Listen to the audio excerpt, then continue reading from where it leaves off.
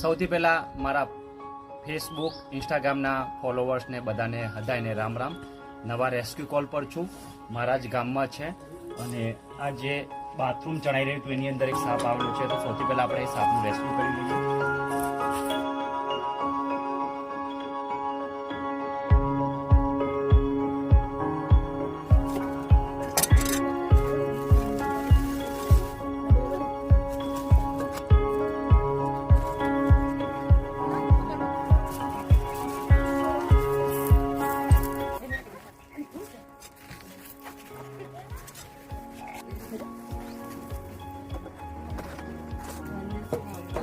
તો મિત્રો, ઇન્સ્ટાગ્રામમાં એક મિત્રની કોમેન્ટ હતી કે પ્રદીપભાઈ, અમારા ઘરની અંદર સાપ નીકળે તો સૌથી પહેલા અમારે શું કરવું?